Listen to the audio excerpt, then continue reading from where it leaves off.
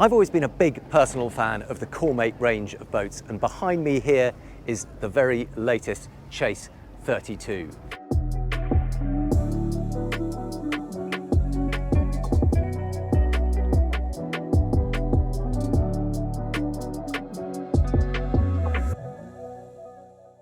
Now, Cormate are all about lightweight, efficiency, stylish design. They've been designed by a Norwegian powerboat racer. This particular boat is actually built in Norway too. It's an unusual choice of colour, but it actually really suits the look of it, and there's some lovely surface detailing going on. If you look in here, there's a little inset floodlight at the front, lovely surfacing, beautiful shape to the bow, and this very aggressive deep V twin-stepped hull. Now, prices for this start at around about £260,000, including VAT. This particular boat, with all the options on it, is £286,000, including VAT. Now, as we move down the side, we can admire what it looks like from the stern. Some nice teak detailing rather than having an ugly rubber bumper rail. They've actually got a teak one. But look at the lines of that. Now, the whole ethos of this 32 is to be a single engine boat. So rather than having to have twins, they wanted it to be light, efficient, fast, but with a single engine rather than twins. Just again, to keep down fuel efficiency, keep it as light as possible. You can either have inboard or outboard. As you can see, this is fitted with the 8.2 litre, 430 horsepower inboard. That should give a top speed of around about 50 knots. We've got interceptor trim tabs down here. These are zip weight ones, automatic trim tabs. And again, have a look at the unusual steps going on under there and that very deep V right at the back.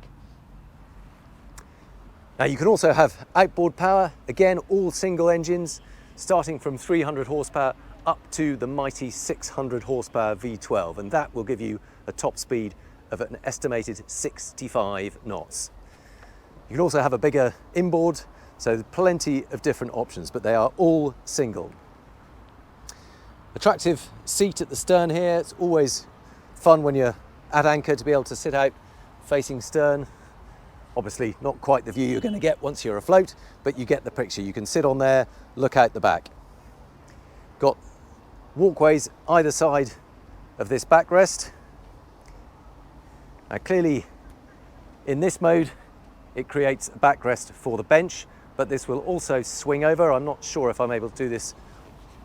Got the table in the way at the moment, but this folds over and then that becomes a full-length sunbed. I might just temporarily lift that table off to demonstrate, because there's also something quite clever about the way this table works. Is that also lifts up. So we should now be able to swing this over. Here we go. So there you go, you can see there is a full-length sunbed.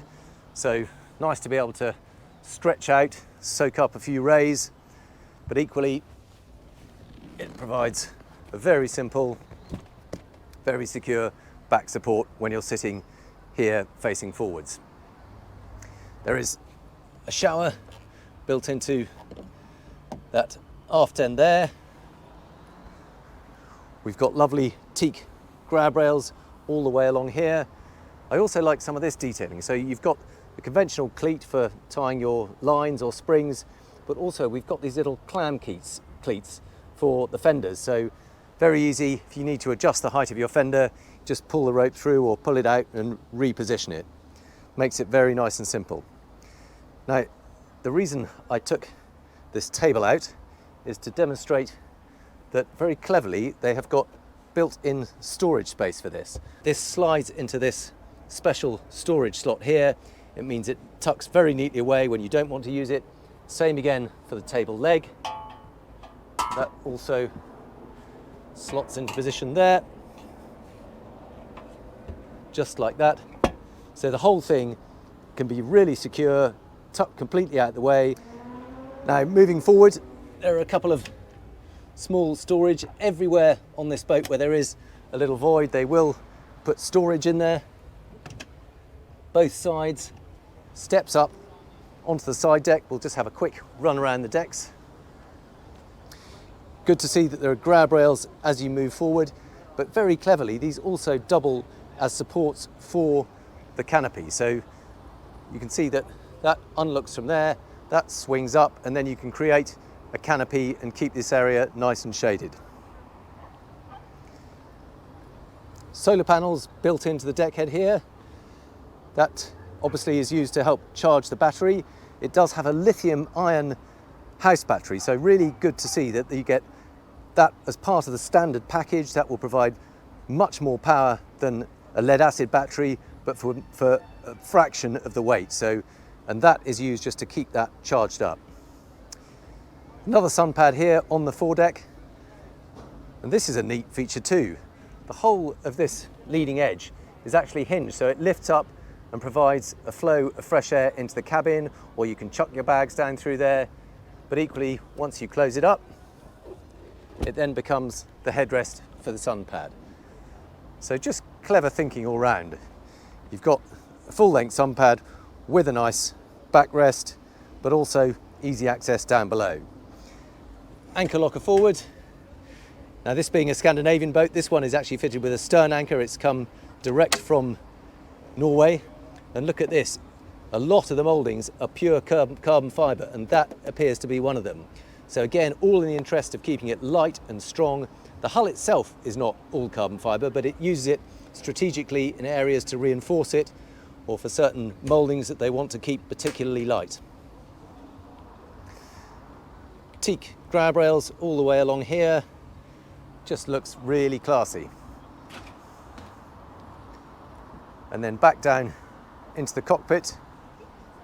See, we've got the water tank on this side. And then moving forward, wet bar behind this helm station. Two-piece lid, so lift up to access. We've got a Wallace heater here, so a hob to heat up your food, small sink, all beautifully moulded into this console. Drop that down. And then fridge under here. Make sure you've got lots of nice cold drinks with you. And this, rather than being a seat, is a leaning post. So quite a clever use of space. There's not quite enough length there to create a second forward-facing seat. But by having a leaning post that you can stand up against, grab hold of this grab rail on the wet bar, it actually works really well and gives you a bit more security. If you're going to be standing on a fast boat, it's actually better sometimes to have a leaning post where it gives you a little bit of support, but you can also take some of the bouncing on your knees. And they've used the space under that to create fender storage. So you probably just see you can get 5 fenders in that space under there. We got a bit more teak storage behind here, so there's a sliding teak door to it, and then some recesses in there. You'll also notice that there are little speakers set into the cockpit coaming all the way around.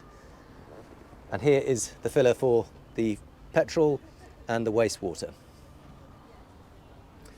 So more storage along both sides, and over here exactly the same sliding door.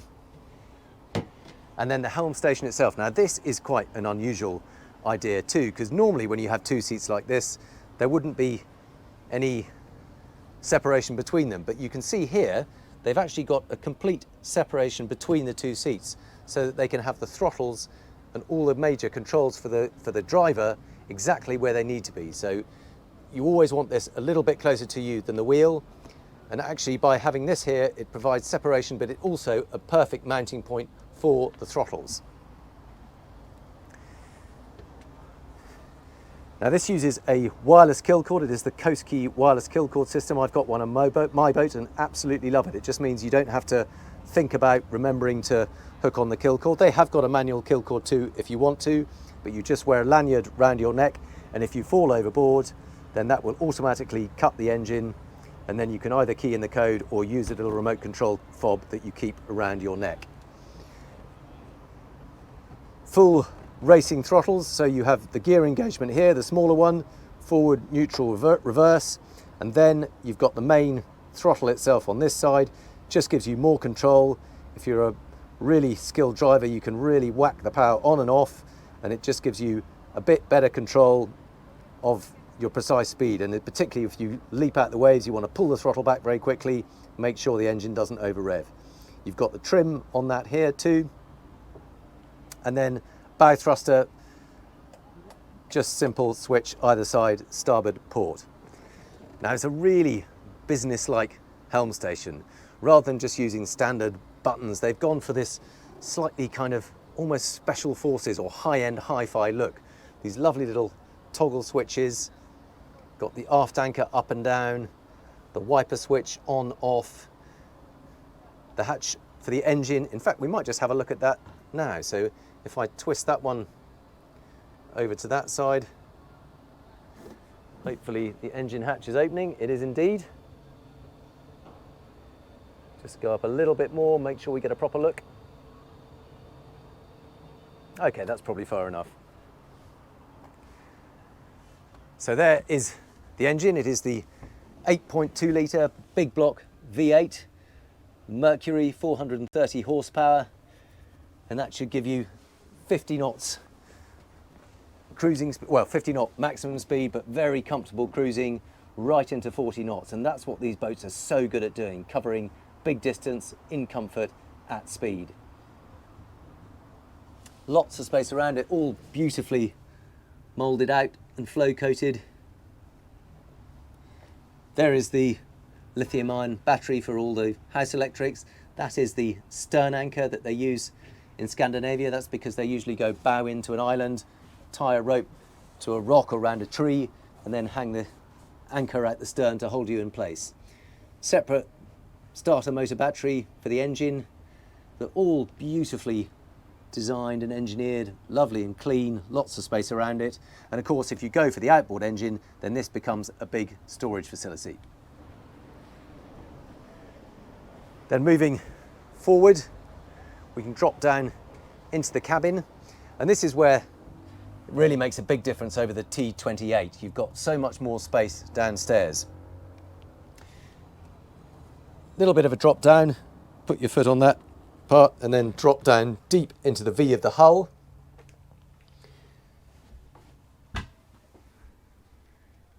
Not the largest cabin you'll ever see, but very nicely finished down here, and details like this. It's just a little storage kind of shelf, but done in fabric with a stylish Cormate logo. Got the diamond patterned material all around here, a sort of luggage rack on here, lots of teak, smart fabric cushions, and again, even under here you'll find little bits of storage, beautifully hinged. And in fact, this whole section here lifts up, and again there's yet more storage under the bed, and even a special storage space for your Cormate owner's file. Canopies live down there, but what I wanted to show you is when you open this hatch up that we saw earlier on the bow, this completely transforms the space. It's so much lighter, you get a lovely flow of air through here, it's much less claustrophobic. You can totally see at anchor you would just leave that open all the time except when you were using the sun pad. Again, a bit more storage under there. And the big difference is you've got a proper heads facility. Now, beautifully curved door on that. If you noticed what a lovely finish that is. So much harder to do and more expensive than hard edge, but so much more stylish and much more comfortable. Now swing that open. You do need to get your knees out the way because it does swing out quite a long way at such a big door. But proper sized heads compartment. It's a wet room rather than a full shower compartment, but you can see there is a pull-out shower there. Good sized basin, little bit of natural light through here and overhead. It's not quite full standing headroom. It's a bit of a crouch, but when you sit down on the loo, there's plenty of headroom. Lots of nice detailing in here too. And funnily enough, this is one of those units that is all done in carbon fibre too. And when I say all, I do mean all. Check that out. It is actually a carbon fibre toilet. But electric flush toilet. And then there is one more area. You do have to get your legs out the way to close that door. Under the cockpit itself, there is a surprisingly big. It's really only a storage locker, but you probably could put a small mattress in there, and certainly if you've got a kid, they could sleep in there. It'd be a little bit cosy, to say the least. But I think most people will just be using it for shoving their bags in there when they come on board. So, I might just close that engine hatch. Always like to try and leave the boat as we found it.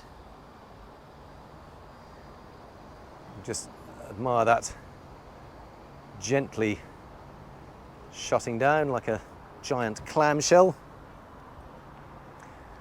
We can finish up. Let's go and take one last look at that hull, because it is such a pretty thing.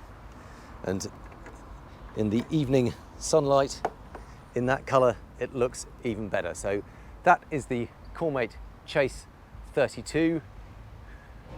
Really, I think we're going to need to drive it to appreciate just how special it is.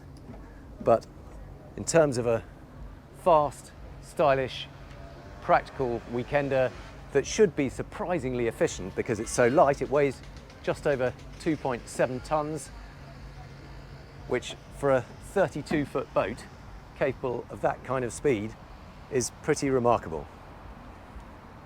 I hope you've enjoyed this quick tour of the latest Cormate. I've always been a big personal fan of them. I'm really hoping we'll get a chance to sea trial it at some point, but in the meantime, do please let me know your thoughts on the boat. I'm Hugo Andreae. You've been watching Motorboat and Yachting. Thank you very much for your time.